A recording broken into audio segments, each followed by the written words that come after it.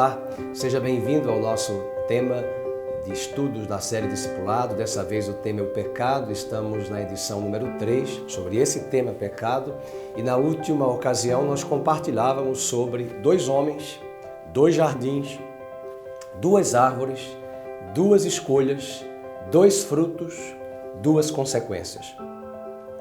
A partir dessa narrativa nós podemos encontrar em Romanos capítulo 5, desde o verso 12 até o verso 21, que a desobediência de um só homem, Adão, trouxe a morte, a separação e a condenação a todos os homens. Por outro lado, a obediência de um só homem, o Filho de Deus, Jesus Cristo, trouxe a justiça, trouxe a reconciliação, trouxe a justificação desse homem mediante um simples ato de obediência do último Adão, do homem perfeito, que é Cristo Jesus.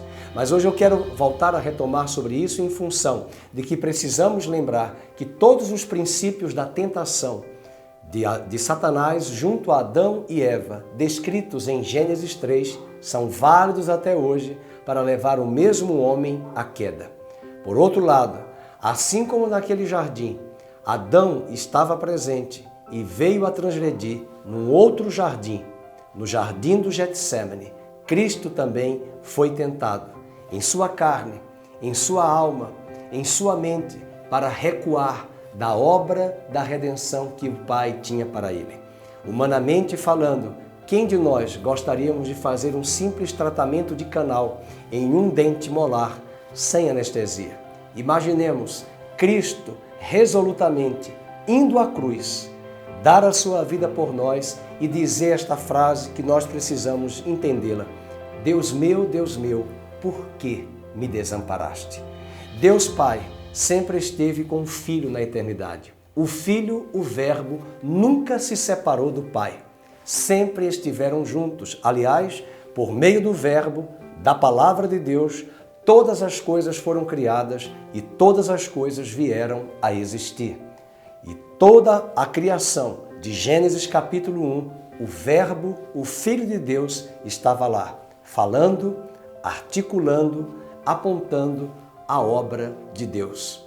Essa harmonia entre o Pai e o Filho, ela vem a ser quebrada no momento em que Cristo na cruz se torna pecado, recebe a nossa natureza e a separação que Adão e Eva provaram lá no Jardim do Éden e outorgou a toda a humanidade, essa separação agora é transferida para Cristo Jesus na cruz do Calvário. E ele prova, porque ele morre naquela cruz, a nossa morte. Ele prova naquela cruz a nossa natureza, e a nossa natureza era simplesmente separada de Deus em função do pecado. Mas ao dizer, Deus meu, por que me desamparaste? Esta era a minha frase, era a sua frase, por conta do pecado. Mas eu trago boas novas. Ele ressuscitou. Ele pôde dar a sua vida. Ele pôde reassumir a sua vida. E ele mesmo havia dito, esse mandamento eu recebi do meu Pai. Eu darei a minha vida. Em 2 Coríntios, capítulo 5, verso 21, o apóstolo Paulo diz, aquele que não conheceu pecado, Deus Pai o fez pecado por nós, para que nele, em Jesus, fôssemos feitos justiça de Deus. Ele prova a morte e em troca leva a nossa condenação e em troca outorga-nos a sua vida e a sua natureza. Por isso o autor de Hebreus diz que agora nós temos livre acesso a Deus Pai por causa de um novo e vivo caminho que nos foi apontado, Cristo Jesus. E o autor de Hebreus diz no capítulo 10, entremos com ousadia no Santo dos Santos, pelo novo e vivo caminho, pelo sangue de Jesus. É o sangue do Filho de Deus, que não tem o pecado, que não tem a natureza adâmica em seu coração e pôde dar a sua vida por nós, pôde morrer e provar a nossa morte, mas ele ressuscitou e ele foi designado após a ressurreição, conforme Paulo diz em Romanos capítulo 1, verso 3, foi designado Filho de Deus após a ressurreição.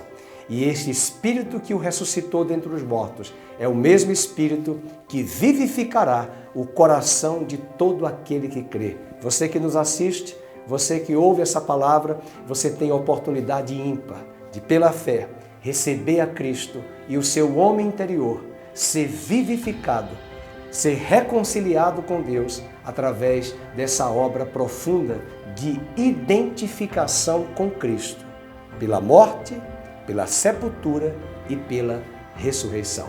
Ele não tinha do que morrer, morreu a nossa morte. Ele não tinha para que ser sepultado, ele sepultou o nosso velho homem e ele ressuscitou para nos dar uma nova vida. Esta nova vida é para você. Deus abençoe e até breve no nosso próximo estudo nesta série Discipulado.